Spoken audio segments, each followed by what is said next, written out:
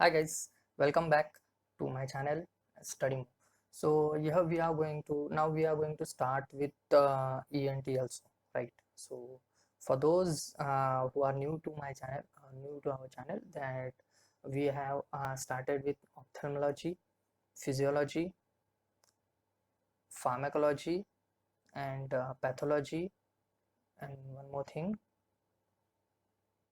internal disease. Okay, that means medicine also. So all these things we have already started, and we are taking each and every subject with a regular space and ahead. Okay, so that if we are touching each and a lot of subject at the same times. Okay, so जैसे जैसे मुझे time मिलेगा वैसे वैसे मैं बनाते रहूँगा. Means like I am trying to complete one subject at a one pace, but it's not going to it's getting difficult for me for that, but still I'm trying, and I'm try that to complete each and every subject as soon as possible. Okay, so now we are going to start a new subject which is called ENT. Okay, in that let me ask you one question, that you know that sensory, right? Receptors, sensory receptors. Okay. Okay, one sec. You know, two receptors, right?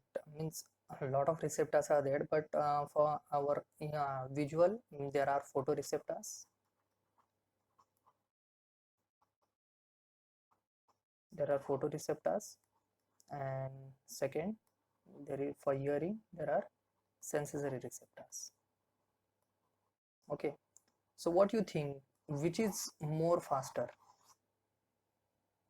Means photoreceptor is more faster or sensory receptor is more faster?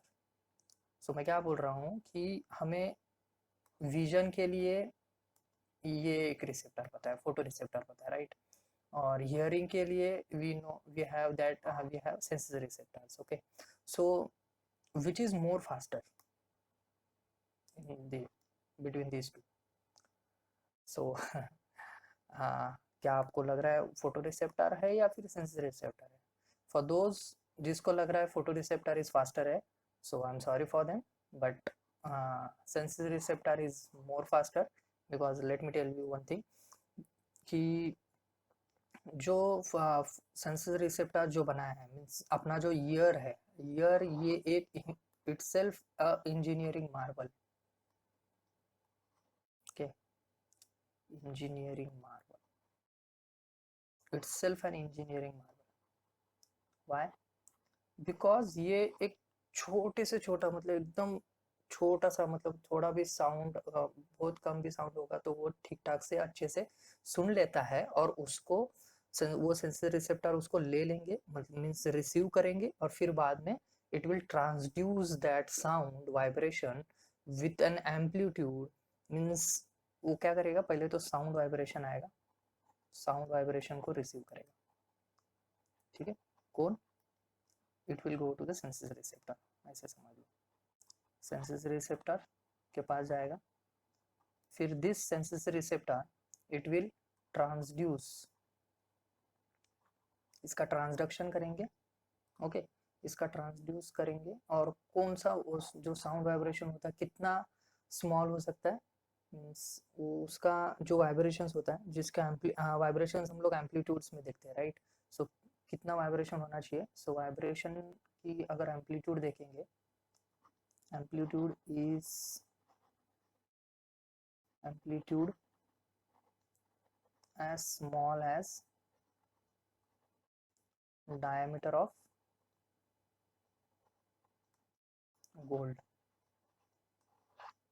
Okay, so diameter of gold का atom. Okay, so gold atom, so gold atom का जो diameter होगा, so उस उतना small का amplitude का भी vibration ये सेंसरी रिसेप्टर्स ट्रांसड्यूस कर सकेगा. ठीक है, सो वो कहाँ ट्रांसड्यूस करके वो उसको इलेक्ट्रिकल सिग्नल में कन्वर्ट करेगा, इलेक्ट्रिकल सिग्नल में कन्वर्ट करेगा.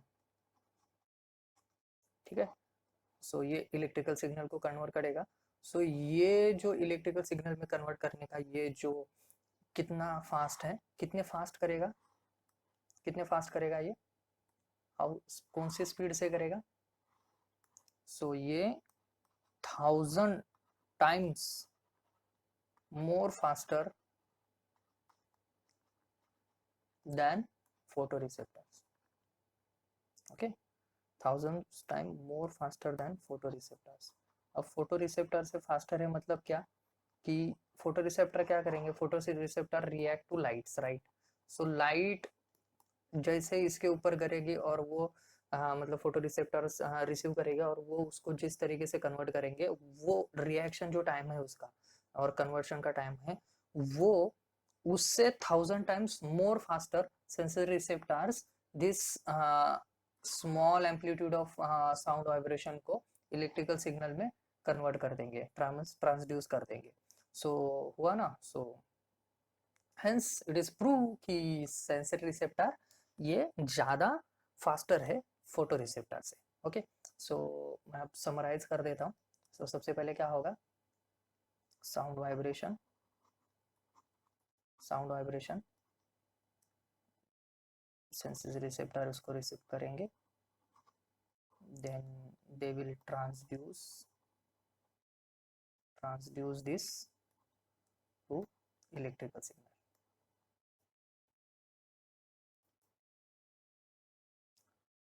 They will transduce this to electric signal. Okay, so this is the pathway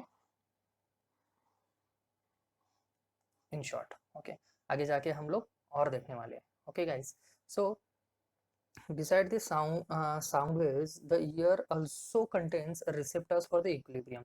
Means हम ये सिर्फ hearing का काम नहीं करता अपना ear. Okay, so hearing का काम नहीं करता, not only it does the work of hearing, it also does the work of equilibrium,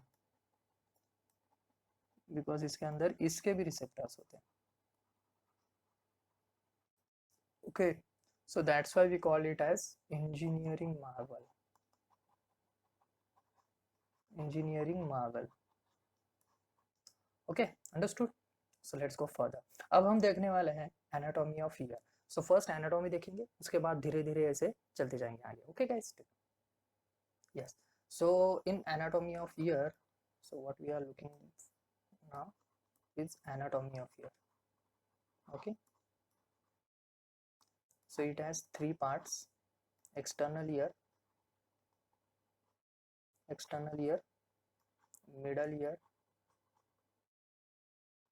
then there is a internal ear. Okay, so what will this external ear will do? This will collects a sound wave,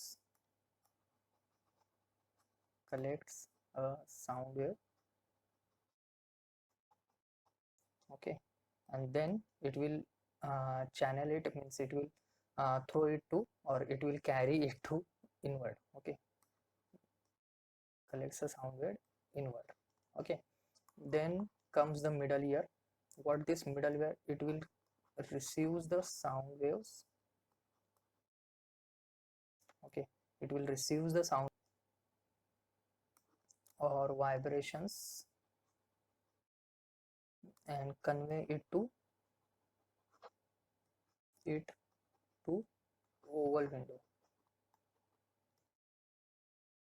Okay, so this is your MCQ guys.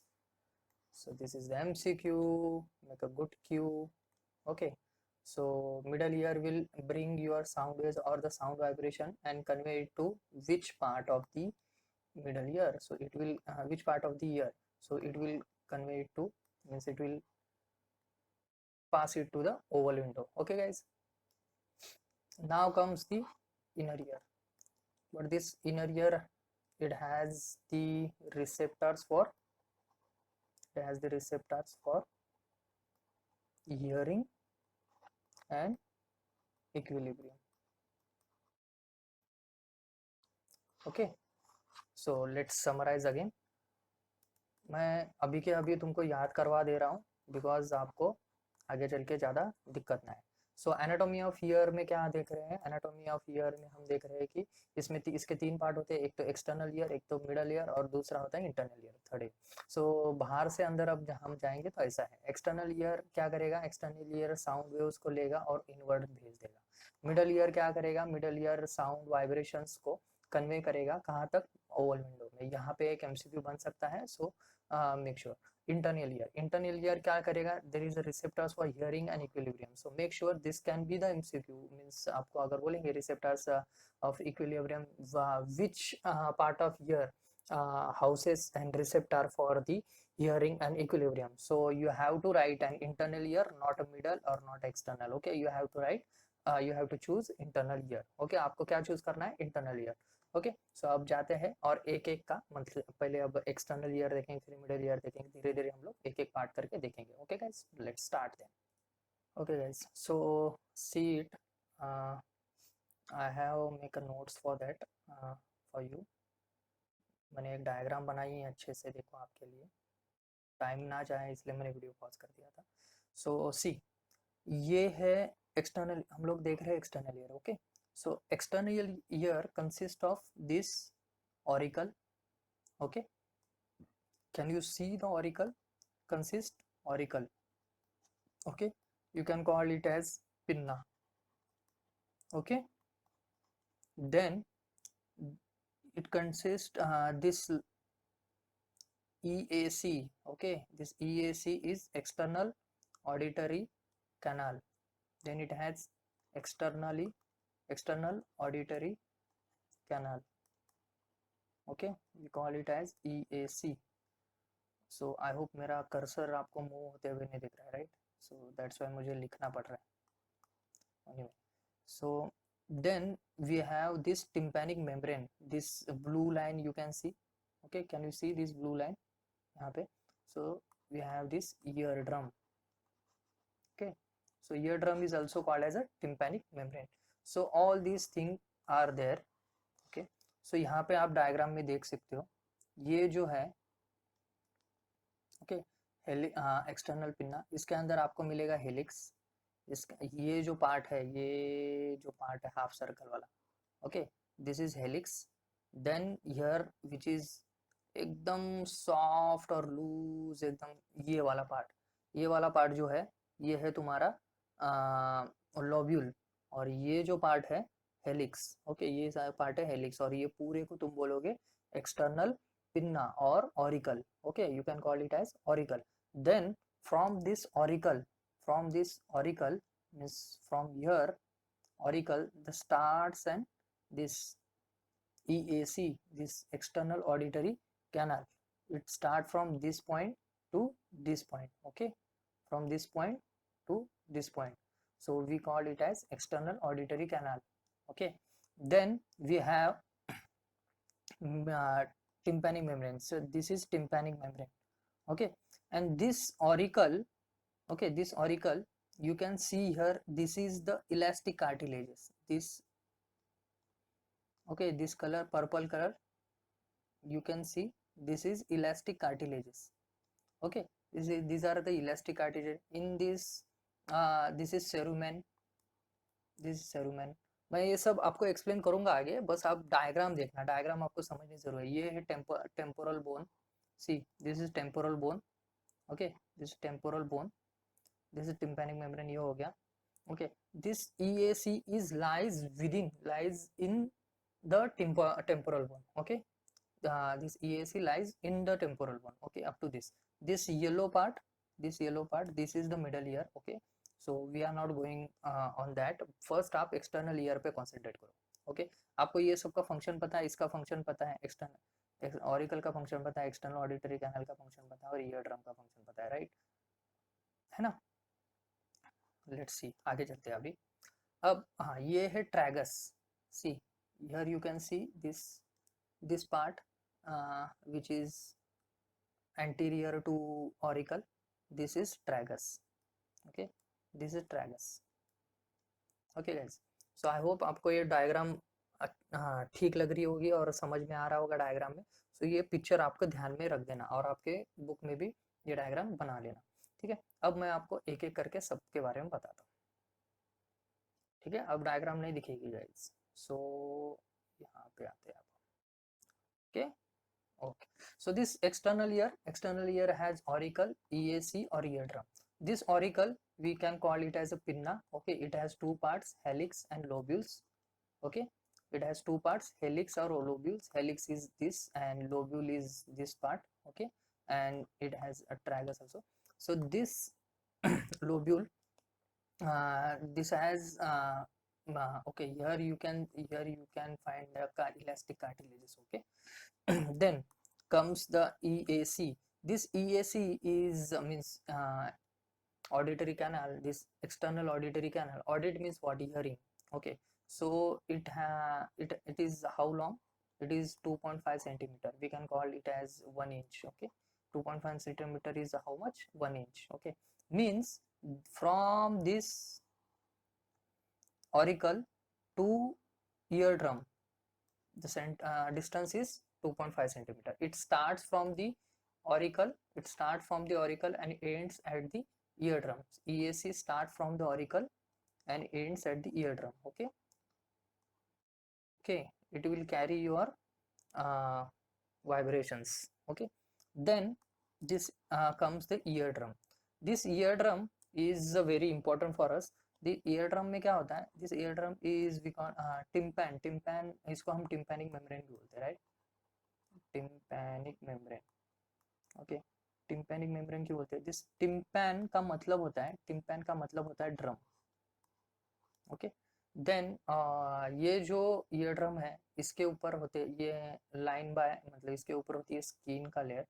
Okay, और जो हम epidermis बोलते हैं, epidermis होगा, और ये epidermis है line by cuboidal epithelium. Okay, कौन सा epithelium? Simple cuboidal epithelium, means only single. और in between this simple cuboidal epithelium we have collagen, we have elastic membrane and fibroblasts. See, if this is a cuboidal epithelium, simple cuboidal epithelium, okay, simple cuboidal epithelium, and in between this we have collagen, elastic fibers and fibroblasts. Okay, what we are talking about the eardrum के बारे में हम लोग बोल रहे हैं. ठीक है, सो इसके अंदर क्यूबॉइडल एपिथेलियम होते हैं. क्यूबॉइडल एपिथेलियम के अंदर कोलेजन, इलास्टिक फाइबर और फाइब्रोब्लास्ट होता है. फिर यहाँ पे आओ, क्लिनिकल विनियार्ड देखो इसका. क्लिनिकल कोरिलेशन क्या है? ये कभी कभी फट भी सकता है, यहाँ पे होल हो सकता है, यहाँ पे होल हो सकता है, कहीं होल हो सकता है. सो उसको हम क्या बोलेंगे? TM perforation. मतलब क्या होगा? इसका परफोरेशन हो जाएगा टिम्पैनिक मेम्ब्रेन में. ओके, टिम्पैनिक मेम्ब्रेन में परफोरेशन हो जाएगा. और किस किस के चीज की वजह से हो सकता है? सो हम जो कॉटन सॉब लेते हैं, राइट, वो कॉटन सॉब के प्रेशर की वजह से हो सकता है. देन कुछ ट्रॉमा हो जाएगा तो उसके वजह से होगा. तीसरी चीज होगी मिडल ईयर का अगर इन्फेक्शन होगा तब भी होगा, राइट. सो ये 3-4 चीजें हैं जिसके वजह से टीएम परफोरेशन हो सकता है. देन हम एग्जामाइन कैसे करेगा? अब टीएम परफोरेशन है कैसे समझेगा अपने को? So we need to examine it. Okay, so examine किससे करेंगे? हम एग्जामाइन करेंगे ओटोस्कोप से. Okay, oto means ear, scope means to view. Okay, means, और ये हम डायरेक्ट आंख से देखेंगे, राइट. सो इसलिए हम ये इसको बोलेंगे डायरेक्ट एग्जामिनेशन का type, right. So this is direct examination type of year. Okay, इससे हम क्या देखेंगे? EAC दिखेगा हमको. और क्या दिखेगा इससे? ईयर ड्रम दिखेगा, ऑफ कोर्स ईयर ड्रम दिखेगा. So all these things we can see by otoscope. Okay, हो गया. ओके, सो नाउ हियर एक मैंने तुमको एक सेरुमेन बताया था. सी, दिस इज, ओके, ये है सेरुमेन. ओके, ये है सेरुमेन. सो ये क्या होता है? ये यहाँ पर जो एक्सटर्नल ऑडिटरी कैनाल है, एक्सटर्नल ऑडिटरी कैनाल के यहाँ पे जो एंड में, एक्सटर्नल लाइंस एंड में, वहां पर तुमको हेयर्स मिलेंगे. ओके, हेयर मिलेंगे, hair. Okay, this hair and here you can find a ceruminous gland. Okay, you can find a ceruminous gland. So this cerumen is secreted by ceruminous gland.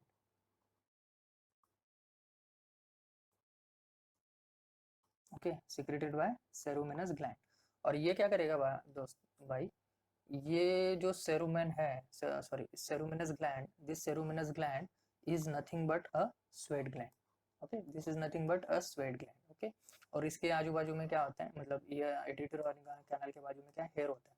सो ये और ये दोनों डिफरेंट चीज है, लेकिन ये दोनों को मिलाकर मतलब ये जो सिक्रेट करेगा उसको क्या बोलेंगे, ईयर वैक्स सिक्रेट करेगा और सेरुमेन सिक्रेट करेगा. ओके, सो ईयर वैक्स या फिर सेरुमेन बोल सकते हो. और हेयर, ये जो हेयर, ये दोनों मिलाकर क्या काम करेंगे, फॉरेन बॉडी को अंदर आने नहीं देंगे. इनका फंक्शन क्या है.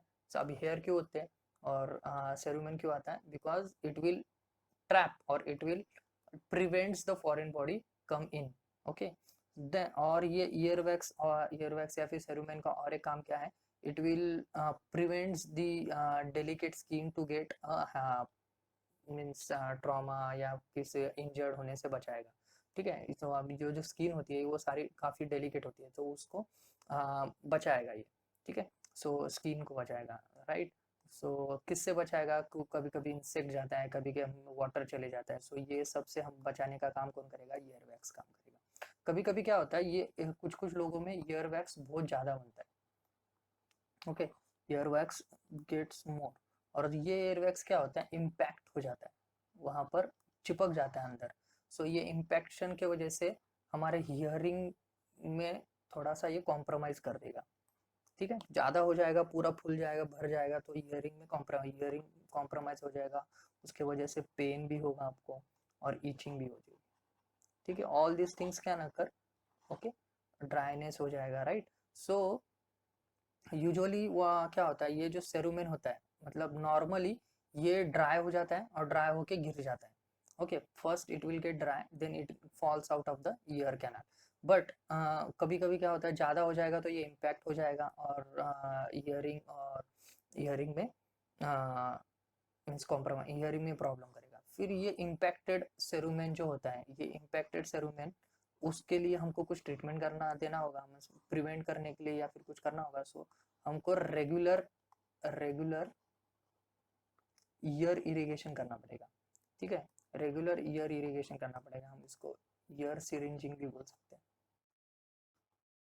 ओके, ईयर सिरिंजिंग भी बोल सकते हैं. और इस वैक्स जो बनेगा रेगुलरली उसको रिमूव करना पड़ेगा. जिसमें ज़्यादा बनता है उनको रिमूव करना पड़ेगा. किससे रिमूव करना है, ब्लंट ऑब्जेक्ट से, ब्लंट इंस्ट्रूमेंट से रिमूव करना है. और ये कौन करेगा, ट्रेन पर्सनल होगा वही कर सकता है. ठीक है, अगर जो ट्रेन नहीं है, जिसको पता नहीं है कि कितना अंदर जाना है कितना नहीं जाना है, लाइक 2.5 सेंटीमीटर पे अपना ईयर ड्रम है, right. So this can cause this blunt object also can cause a TM perforation, right. So this can cause a TM perforation. So okay guys, so this is all about external ear. Next time we will see about the middle ear. I hope आपको ये video अच्छा लगा होगा, and thank you आप जो video watch कर रहे हो और आपका जो रिप्लाईज आ रहे हैं और आपके जो भी रिस्पांस मिल रहा है, I am very glad about that. आपको आपके नॉलेज में कुछ गेन हो रहा होगा तो धन्यवाद. तो मैं बहुत हैप्पी हूँ. But do like, share and subscribe to with your colleagues and आपके दोस्तों के साथ. Thank you, good day and take care, do study well.